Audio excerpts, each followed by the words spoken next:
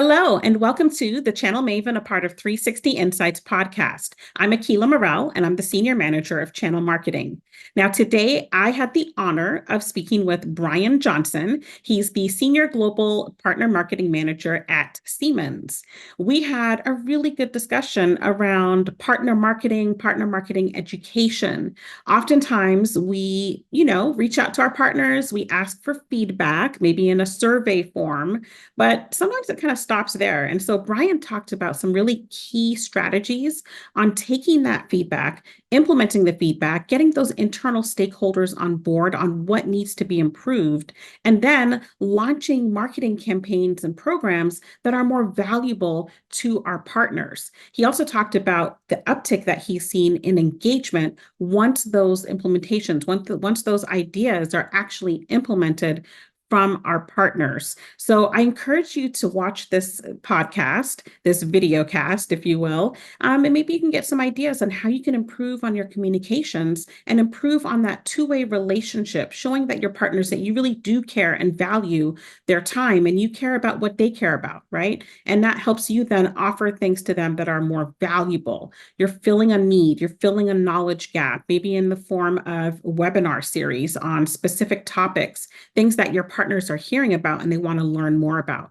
That could be tied directly to productivity if done well. So take a listen. Let me know what you think. Okay, well, Brian, I am so glad that you accepted the invitation to come and chat with us today. We're going to be talking a lot about partner marketing communications, partner marketing education. You are honestly one of the SMEs, one of the subject matter experts in this field. I know this personally, having worked with you. But before we dive in real quick, can you just tell the audience a little bit about yourself and your role at Siemens? Yeah, I've been involved in marketing in kind of the high tech business to business world for most of my career. Siemens acquired the company that I was working for, Mentor Graphics.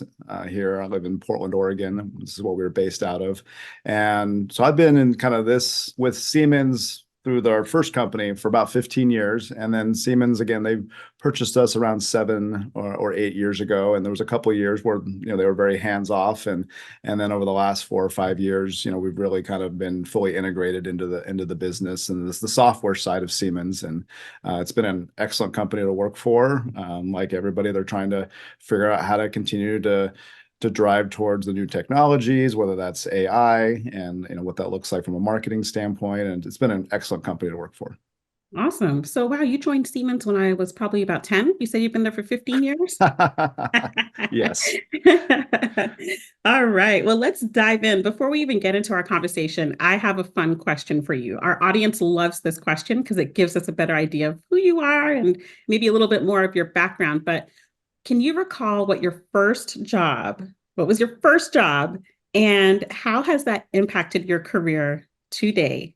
I went to work for a company and I was a marketing specialist. And the company's focus was to help build content for the Microsoft network. And again, this is mid 90s. And if you'll remember, they were trying to compete with AOL, American Online. Mm-hmm. And so we were building content for them. And then on the day of the launch, which I think coincided with the Windows 95 software launch, on that day, they told all their content providers that they were basically closing it down and everything was moving to this thing called the World Wide Web that most people hadn't even heard of yet. And so literally overnight, all the work that we had been done was we were being told, close it down. And everybody's trying to figure out what is this internet? What does it mean for marketing? And I mean, overnight, we were all trying to learn like what is HTML and how do you build web pages. And Wow. that was 6 months in on my first job. It just literally turned everything upside down. Wow, what an experience. But then at the same time, now you're still, so that's great. I haven't met many people who their first job, they were working in a similar, not role, but focus, right? So content marketing, you're still somewhat doing, you're still doing that. Your hands are still in marketing, I guess is the point. Yep. That's pretty cool. Wow. Awesome. Well, thanks for sharing that with us. So I want to talk about something that's just near and dear because I have a lot of clients, we talk a lot in the industry, and we talk about what true partnership means, right? When you think of a true partnership, it's two-way. But oftentimes with vendors, suppliers, we Mhm. kind of miss that where we're not really reaching out to our partners and finding out what's working well, what's not working, how can we improve. I don't know why we do that. Maybe we're just a little bit afraid of the responses that we're going to get.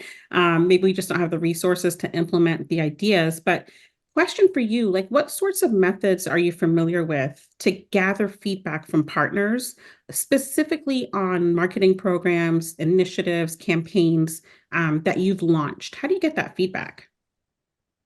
Yeah, I think there's a number of things that I think we do well. Some of it's formal, some of it's informal. I think the first thing we're always trying to do, and it's just like any other area of your business or your other marketing, is trying to establish relationships. So, that does not scale across the entire ecosystem, but we're always trying to make sure that we know the marketers at our partner companies, and a lot of that's online, of course.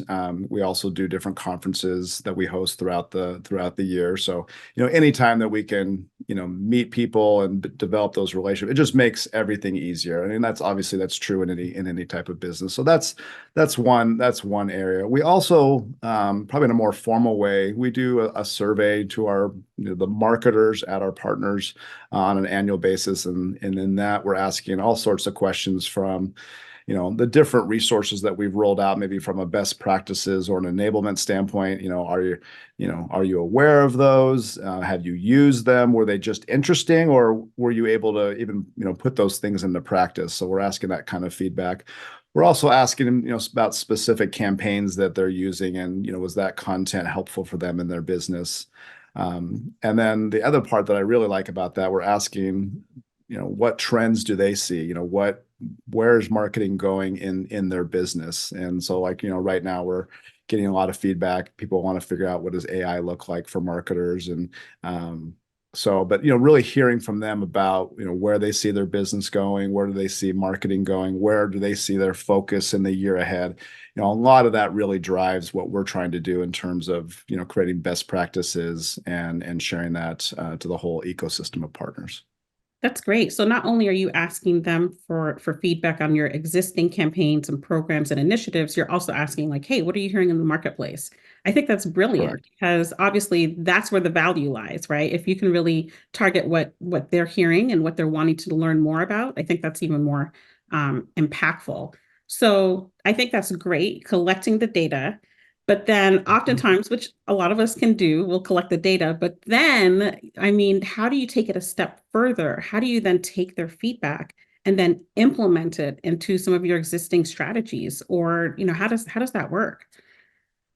Yeah, I mean, one thing I'll also say about getting that feedback from our partners, I mean, they're closer to the front line than where I sit. And so it's just, we all have ideas of what we think is going to resonate from a marketing standpoint, whether that's a campaign or a resource. And so again, they're again, from where I sit, they're even closer to the marketplace. So it's just good to get that feedback. So I would say, for us, the way that we conduct the survey and the topics, they kind of fall into some different categories. One of it is at the campaign level, and for any feedback there, we're gonna pull that together and share that back with the campaign teams. They're the ones that are creating the marketing content. So that could be everything from these messages seem to resonate better on this solution. It also might be that they're just seeing more success with maybe a asset type. White papers are working better this year than something else, or in another year it might be we're seeing a lot of folks that are interested in short videos. Obviously, that's been a trend in the last few years. Everybody wants more shorter snackable type videos. So getting that feedback back so that those teams can create those pieces of content is really important. And then there's just the area of where are their challenges in terms of whether that's social media. I keep bringing up AI. That's one that just keeps kind of coming up this year. And so then we can take that feedback kind of back to our team and say, okay, what can we do to pull together best practices, or what can we do to maybe figure out those challenges at our level and then share that out across the ecosystem. So again, like you said, it's important. We've got partners around the world. So we also look at it, are there regional trends? Again, the trends or the issues may be different around the world, and we'll make sure that feedback gets back to those teams. And things that seem more global, we'll kind of work to manage. Things that seem more what we call zone specific, we'll send to those teams. Right. That's interesting. And you bring up a good point, because it's not all about just collecting the feedback and then implementing it. There's a step in between where you do have to ensure that your stakeholders internally are also on board and included in the process, right? So you're not just communicating maybe to the US marketing team, you're looking at it globally. And it's not just marketing, it's sales, operations. Is that a challenge to try and bring everyone together once you've received and gathered the feedback before you go ahead and implement it? How do you sell the story of, hey, this is what we need to do this. We're hearing this from our partners. We need to improve here. We need to do this. I'm sure there's challenges with that approach. How do you overcome those challenges? Yeah, I mean, with any, large company, you've got so many different processes that have, on paper, they have their different start dates, and that's great, but we know that's not how businesses necessarily function. So, again, there's certain things that we can begin to implement right away. And obviously we'll do that. There's other times that, we need to, maybe share that feedback informally with those teams and then wait until, like, again, we've got a marketing calendar and there's a planning season and whatnot. And so some of that isn't going to get implemented until that next round of planning or decision making. But, we're first and foremost, we want to share it out as soon as possible, because there's always some things that people can do. And then again, just make sure that, we all say we want to be more data driven. Well, again, in this case, we've got survey data on our partner community. And so I make sure that that's available for when those planning cycles come up, and say, again, this isn't just anecdotal. Again, we've formally surveyed our partners. This is what they're hearing. And you do your best to make the case and advocate for your partners to the other groups. Right, right. Now, you mentioned, it is important. Partners do come to you as far as what they're hearing in the market. These are best practices that they want to learn more of, or things that they're hearing about and they just want more information. How do you go about implementing that? So it sounds like they may have some sort of knowledge gap. How are you filling that knowledge gap? Yeah, that's actually, I think, where the fun is. Looking at, what topics, are they bringing up that maybe we weren't even thinking of? That happens from time to time. Other times it maybe reinforces a topic that you've been wanting to do, and now you've got a little more weight behind it to go tackle that. So, and then we look at two different things. One, on, Siemens, we've got a large marketing organization as well, and we've got great experts, within our teams here. They may not, be on the team that I work in, but in the, the larger marketing organization. So first thing I always try to look at is, who are the experts in our company? Who are the folks that are already trying to solve this? And they're trying to solve it for us, Siemens, and work with them to say, would you be willing to present? Would you be willing to help us build this resource for partners? And anytime we can do that, I think it's great, because it gives internally new folks opportunities to present. Maybe they've never done that before. They are a subject matter expert, but we haven't used them in this way. So it can be also just a great learning internally. And then, of course, oftentimes we might have to look outside of our teams. Now, part of that could be, looking for an expert outside of us. You also know sometimes it's just, if I work with an outside vendor, I can get it done faster. And if, we want to get something done, this quarter or right away, looking at our kind of enablement calendar, that's oftentimes what might drive that. And in this case, that's how you and I met, a couple of years ago, as we started looking at experts that could help us to build on some topics. And so we definitely look at both. Yeah. I think that's great. So maybe to someone who's now just trying to implement some sort of partner marketing education series, what you're saying is look internally first, because there are some experts internally. And I love the fact that it also gives the people that may not just be, at the forefront, an opportunity to share their knowledge. But then for those gaps that you have, you may want to look at an outside vendor to bring that expertise in. What do you think? I know you do face-to-face events. You do a lot of virtual events as well. I don't know if it's fair to compare the two. So you let me know if this is a fair question or not. But Of the two, as it relates to partner marketing, what are you seeing that's more effective, more impactful? Is it face-to-face or virtual, a virtual series, for example? Yeah, we're always trying to figure that out and what is the right mix, probably like, just about every other company. And there's benefits to both. Obviously, we can do more virtual, whether it's Zoom or Teams meetings and presentations and enablement. We can pull those together faster, and we can do those more often throughout the year. So we do quite a bit of that. Obviously, being together, like I said, that's where you're really gonna get to build those relationships. When we're doing the online enablement, and we're doing more than just the online stuff, but when we do that, it's very much one of us out to the team. There is Q&A and there is feedback, but you're not really getting to know folks. You're not really having conversations when you do that online. So the in-person stuff is fantastic, and the way that a lot of times it's not just the marketers that are coming together. We're bringing together the partners business. So those are fantastic because it's not just marketing. You've got sales there. You've got other folks as part of the business. So those are the events that I think bring people together, along the common vision. You're just there together. You have that kind of momentum. So I think it's important. It's important to have both. We also, one of our survey questions every year is, how do you like to receive content from us?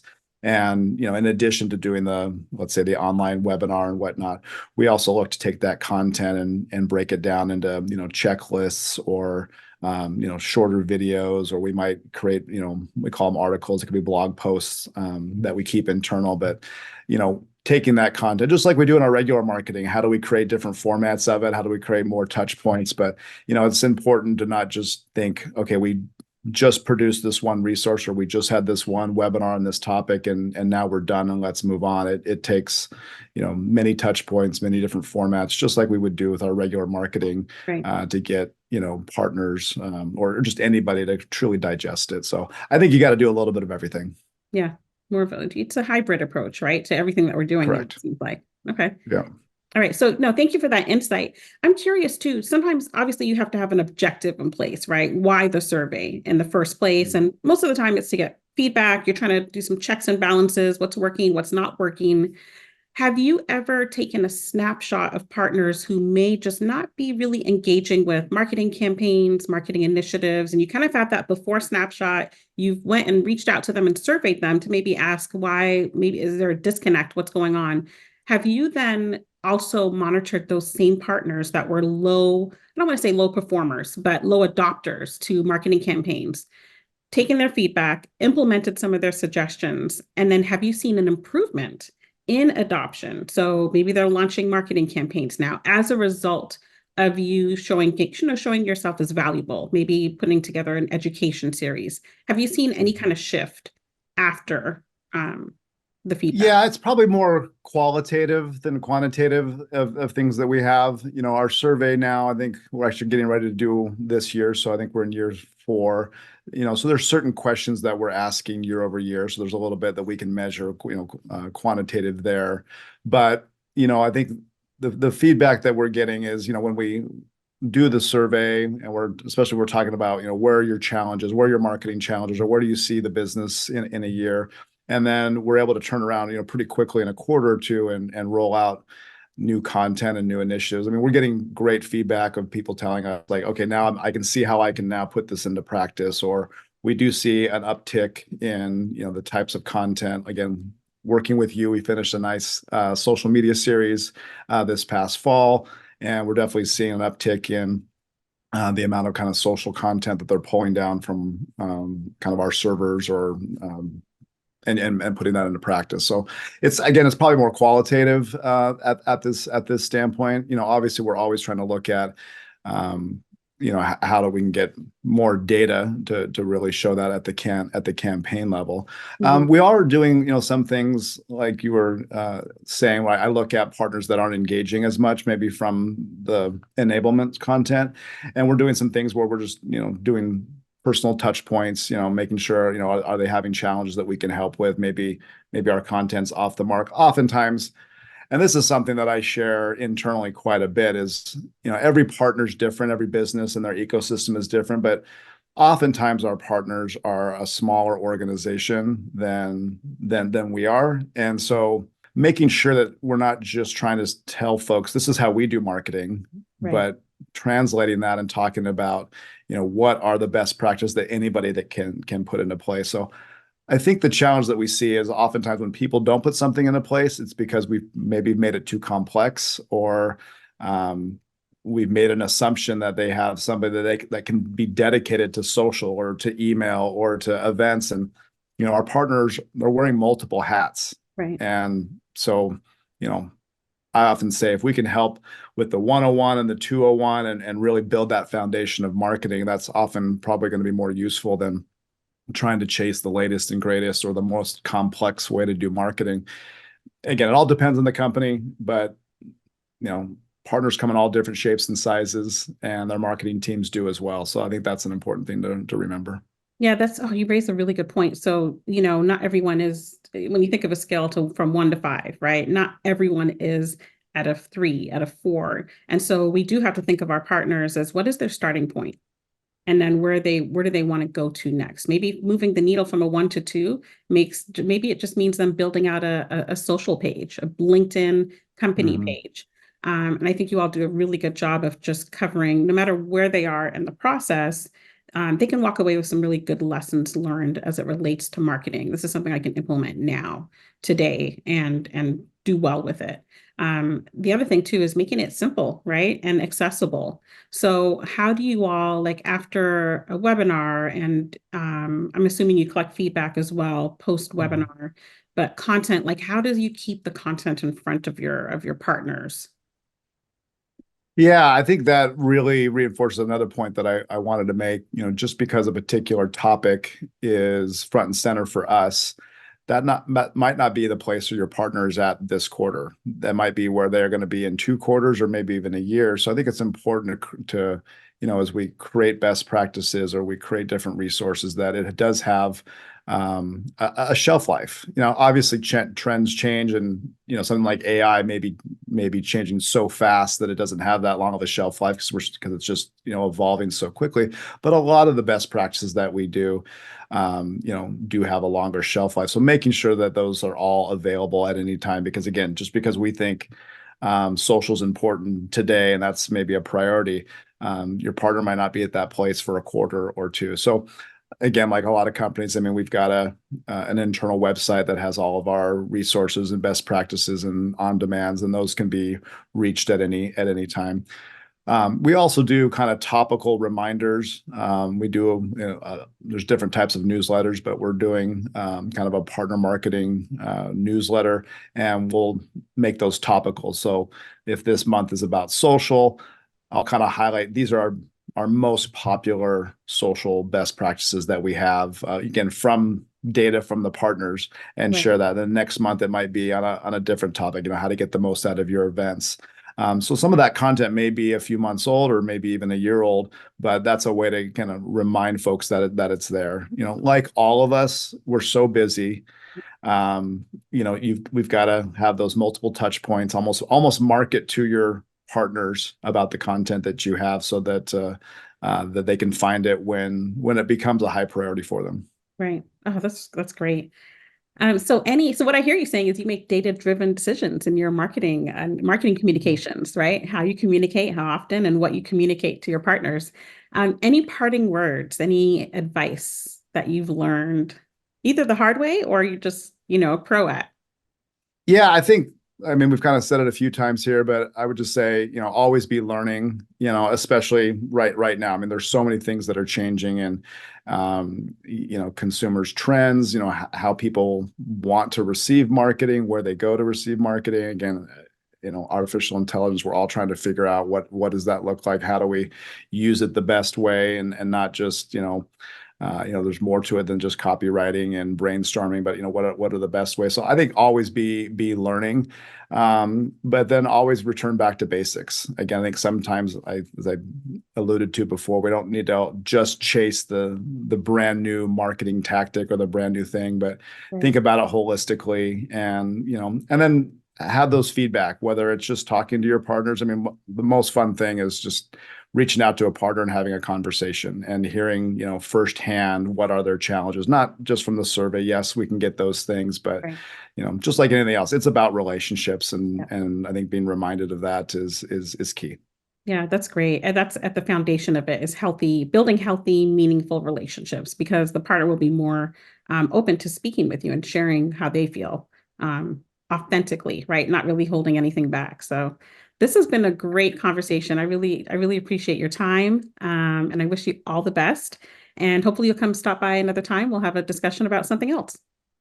Would love to, Akilah. Thank you so much for the invite and hosting me. It's been a lot of fun. Awesome. Thank you.